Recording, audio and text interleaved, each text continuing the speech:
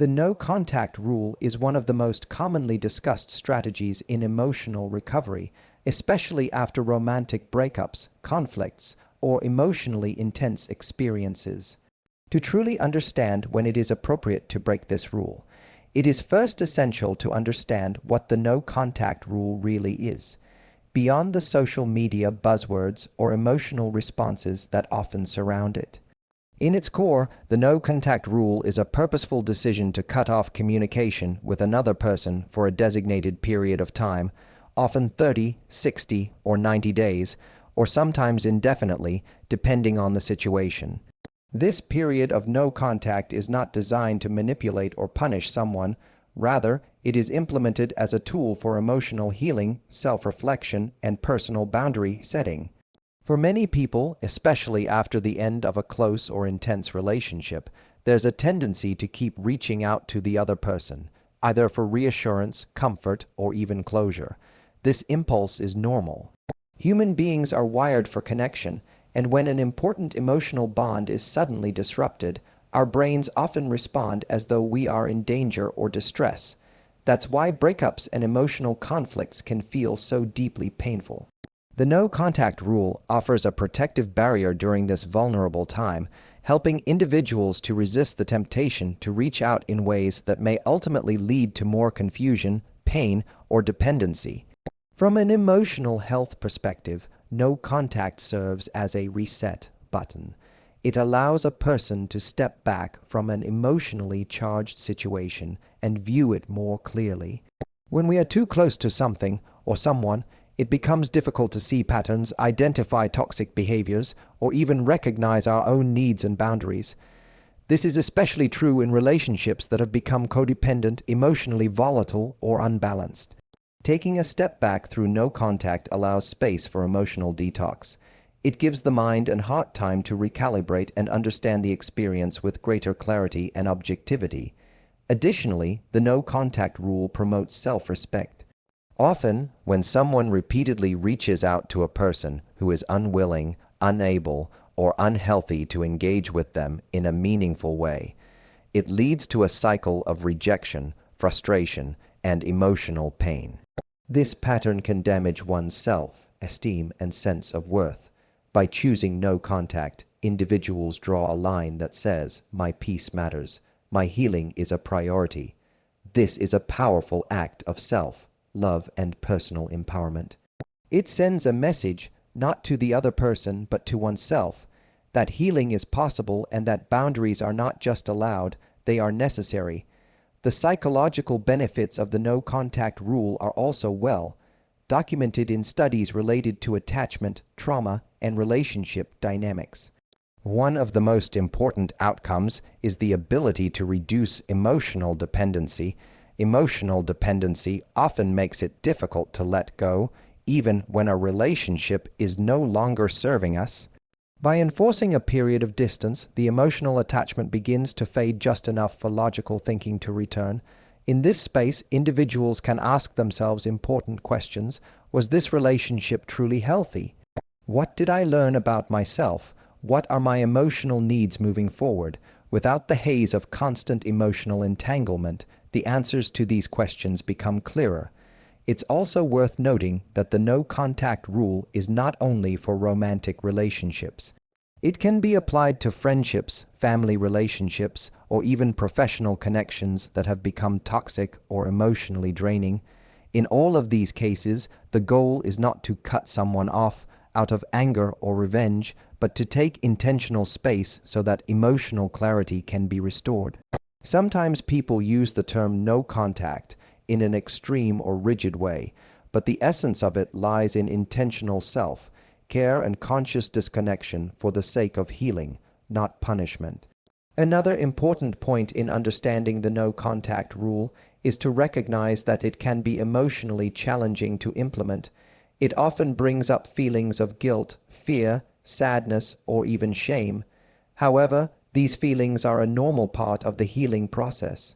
Taking space from someone who once meant a lot does not mean that love, respect, or compassion have disappeared.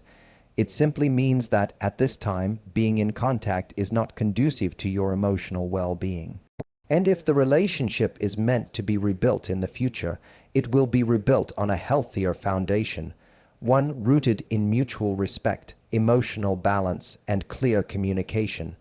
Understanding the no contact rule also involves understanding the role of self-discipline.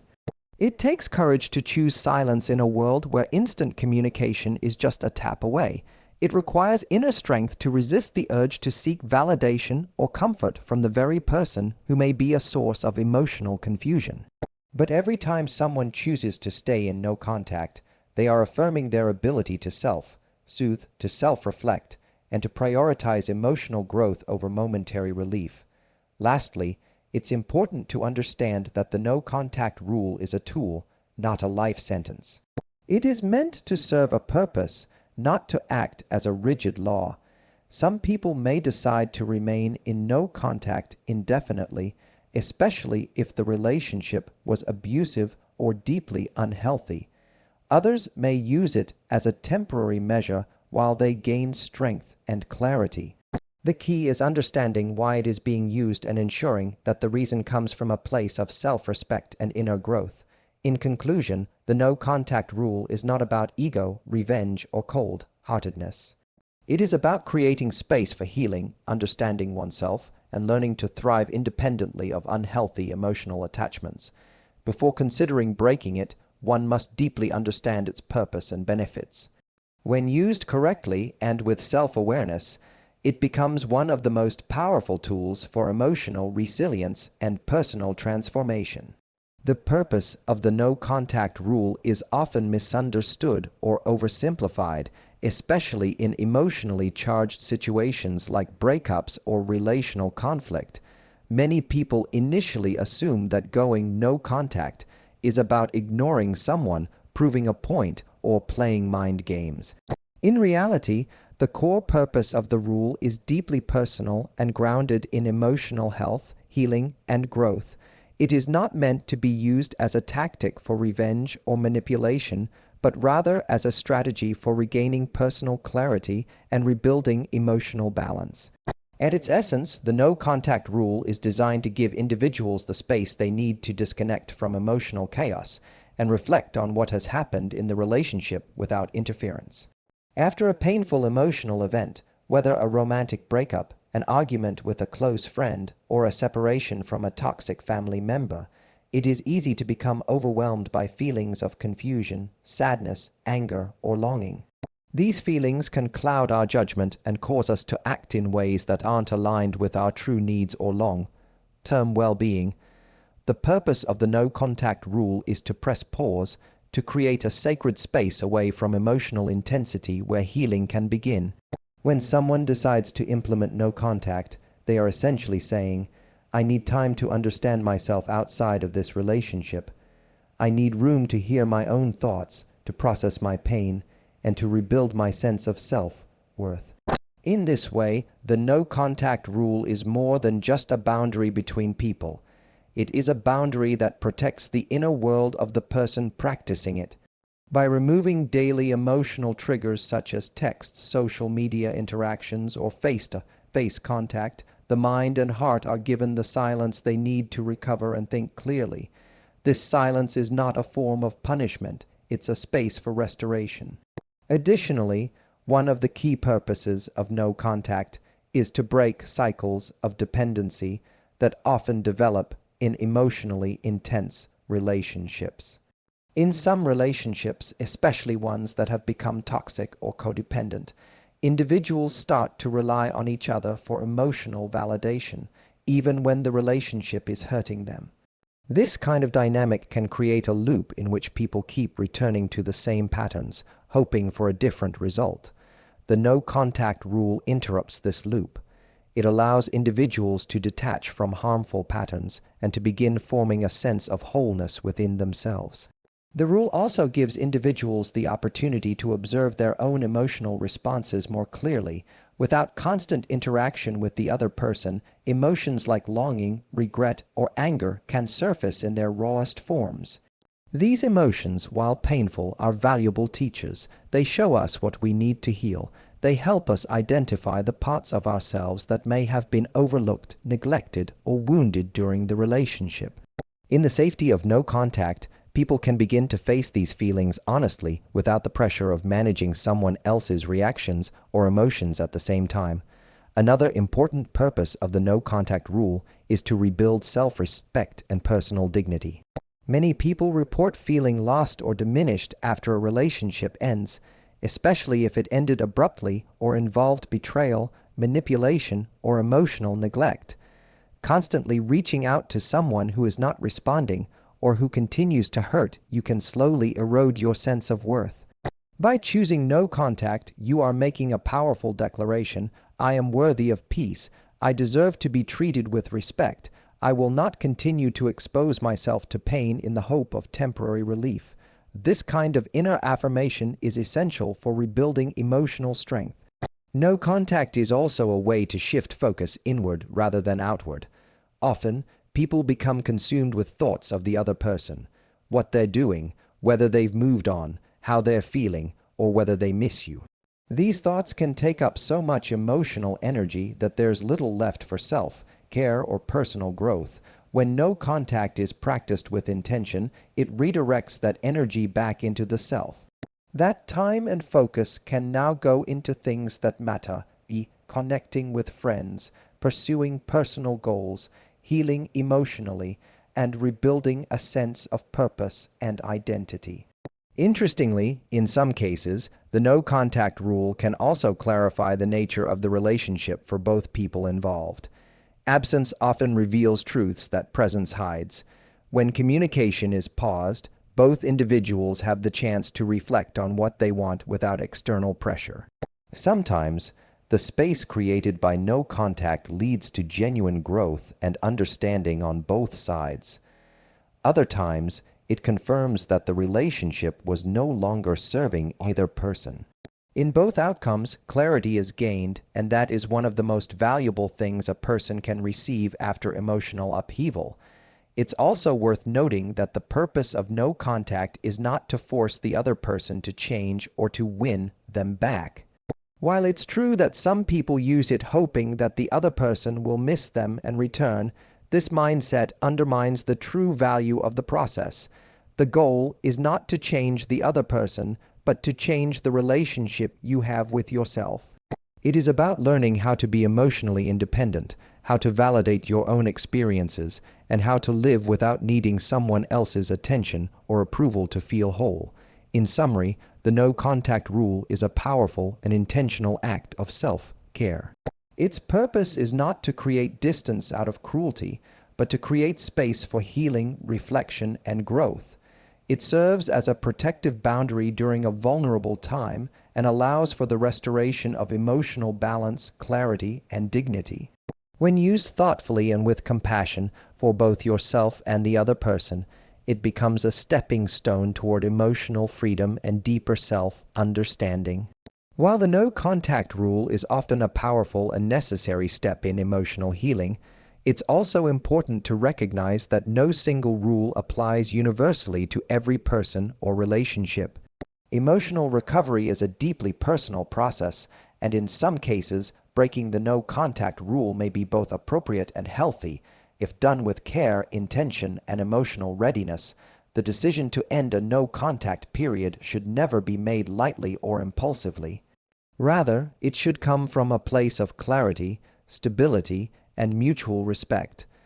Understanding when it might be okay to break no contact begins with recognizing the context and the emotional purpose it originally served. One of the most understandable and justifiable reasons to break no contact is in the case of genuine emergencies. Life doesn't pause during emotional breaks. If two people share responsibilities, such as parenting a child, managing financial matters, or making medical or legal decisions together, communication may become necessary despite personal distance. In these situations, the goal is not emotional reconnection, but practical resolution. The key is to keep communication respectful, focused, and minimal, strictly centered around the issue that requires attention. Emotional boundaries can still be maintained while handling urgent responsibilities. In this context, breaking no contact is not a failure. It's a reflection of maturity, accountability, and emotional intelligence. Another situation where breaking the no contact rule might be acceptable is when both individuals have taken meaningful time to grow, reflect, and heal independently.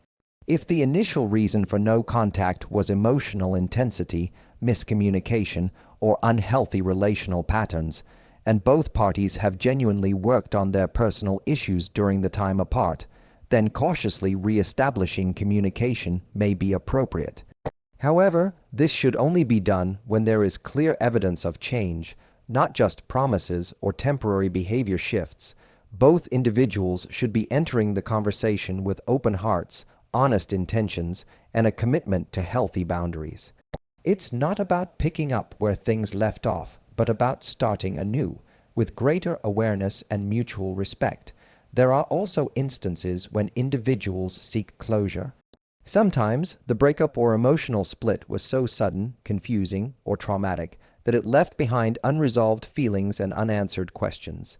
In such cases, a respectful, well-timed conversation can bring emotional clarity and help both people move forward. Closure does not always require a long, emotional discussion. Often, it can be a calm, honest exchange of thoughts and feelings that helps each person feel seen, heard, and understood. However, before seeking closure, one must examine their own intentions. Are you reaching out for genuine understanding, or are you hoping to reopen a door that should remain closed? Are you strong enough to handle the outcome, whatever it may be? If the answer to these questions is yes, and if the other person is also open to the idea, then breaking no contact for closure can be a step toward healing rather than a setback. In some unique cases, both individuals may agree to resume communication because they have realized that the connection they shared is worth rebuilding, with new boundaries and mutual respect. This is especially true in long-term relationships or deep friendships where both parties feel that the time apart has offered perspective and emotional growth. Still, re-entering communication should be done with caution. It's easy to fall back into old patterns if the root issues haven't been fully addressed. Therefore, it's important to have clear conversations about expectations, needs, and emotional boundaries moving forward. This isn't about idealizing the past or hoping for things to go back to the way they were. It's about creating a new foundation based on shared growth. It is equally important to emphasize what should not be considered valid reasons to break the no-contact rule. Acting out of loneliness, anxiety, boredom, or emotional dependency can often lead to setbacks in the healing process. While these feelings are completely normal, responding to them by reaching out to someone before you're emotionally ready can reopen wounds that were starting to heal. The desire to break silence often feels urgent in the moment, but it's crucial to pause and ask, am I emotionally stable right now? Am I looking for comfort or clarity? Is this about love or about fear of being alone? These questions help determine whether the urge to reconnect is rooted in growth or avoidance. Breaking no contact should never be used as a strategy to test the other person, manipulate their emotions, or try to regain control. Relationships built on emotional games tend to fall apart quickly. True reconnection, if it's meant to happen, must come from a place of honesty, maturity, and equal willingness. Both people must be emotionally ready to listen, forgive, and start fresh. If only one person is ready, or if communication is driven by hidden motives, it's unlikely to result in anything productive or healing. Ultimately, breaking the no-contact rule is not a sign of weakness, failure, or regression. It can be a step forward, but only when it's guided by genuine self-awareness, emotional balance, and a deep understanding of what led to no contact in the first place. Before deciding to break it, take time to reflect on what you hope to gain, what you're willing to risk, and whether you're truly prepared for any possible outcome. If the answer is yes, if your motives are pure and your heart is ready, then it may be the right time. But if any part of you is uncertain, it's okay to wait. Healing isn't a race, and silence can be one of the most powerful forms of self-love. When it comes to breaking the no-contact rule, one of the most important things a person must consider is their intention and the timing of that decision. These two factors, why you want to reach out and when you choose to do it, can determine whether breaking the silence leads to healing or brings unnecessary pain and confusion. Many people struggle with this decision, especially when strong emotions are involved. But taking a moment to reflect on your deeper motivations and emotional readiness can provide the clarity needed to make a wise and compassionate choice. Intentions matter deeply. It's easy to feel the urge to reconnect because you miss someone, feel lonely, or hope for reconciliation. These are natural feelings after a breakup or emotional separation. However, if your desire to break no contact is driven primarily by emotional desperation, fear of being alone, or a longing for validation, the outcome is rarely healthy. These motives often lead to conversations that are emotionally charged, unclear, or one-sided. They can reignite old wounds and make the healing process more difficult for both parties. When someone reaches out from a place of emotional instability, they may unintentionally project their hurt or unmet needs onto the other person, expecting comfort, answers, or reassurance that the other person simply cannot give or is not obligated to provide. It is critical to ask yourself, am I reaching out for clarity, or am I trying to fix something that might be beyond repair? Am I truly ready to speak with this person, or am I hoping they will ease my emotional discomfort? Self-reflection is key. If the answer points to a need for personal soothing or an attempt to escape pain, it may not be the right time. In contrast, if your intention is rooted in peace, understanding, or closure, without expectation or pressure on the other person, then you may be approaching it from a place of emotional maturity.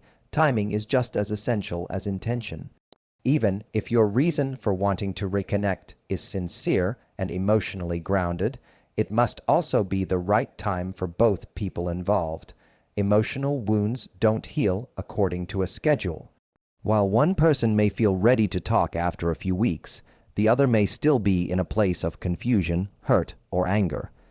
Timing requires sensitivity and respect, not just for your own process, but for the other person's journey too. Reaching out too soon, even with good intentions, can backfire if the other person is not emotionally ready to respond. This is why it is often better to wait longer than you think you need to. Time not only helps reduce emotional intensity, but it also offers space for both individuals to reflect, gain perspective, and approach communication with clearer minds and calmer hearts. An important part of both intention and timing is learning to let go of expectations. When you break no contact, you cannot control how the other person will respond. They may not reply at all. They may respond with indifference or hostility, or they might be open and kind, but not interested in continuing any kind of connection. If you break no contact with the secret hope that they will welcome you with open arms or say exactly what you want to hear, you set yourself up for possible disappointment. True emotional maturity means understanding that reaching out is a choice, not a transaction. You're not owed a specific reaction just because you've found the courage to speak. Being emotionally prepared for all possible outcomes is essential. Before you reach out, ask yourself, can I handle being ignored? Can I remain grounded if the conversation doesn't go as I hope? Can I accept closure even if it doesn't come in the form I imagined? These are not easy questions, but they are necessary. Emotional readiness is not just about wanting to talk, it's about being prepared to accept whatever happens with grace and dignity, even if it's painful. It's also important to be honest with yourself about whether you're looking for short-term relief or long-term peace. Sometimes people break no contact because they want to feel better in the moment, to stop the ache of missing someone or to silence the thoughts that keep them awake at night. But this kind of emotional relief is temporary. If the core issues in the relationship remain unresolved, or if one or both people haven't truly healed, then reconnecting may only bring the pain back with more intensity. On the other hand, when both people have taken time to reflect and grow, and when there is genuine intention to speak with kindness and respect, communication can lead to emotional resolution even if it doesn't lead to reconciliation. Ultimately, breaking the no contact rule should not be a reaction. It should be a choice. It should come from a place of strength, not fear, from clarity, not confusion. It's okay to miss someone. It's okay to still care. But those feelings don't always mean that reaching out is the right thing to do. Sometimes loving someone also means giving them, and yourself, the space to move on. In the end, the heart can be tender, but it is also wise. When you take time to truly examine your motives and wait for the right emotional moment, you honor your own healing process and the humanity of the person you once shared something meaningful with. Whether you eventually reconnect or continue on separate paths, you'll know that your choice was made thoughtfully, intentionally, and with emotional integrity. That alone is a sign of growth.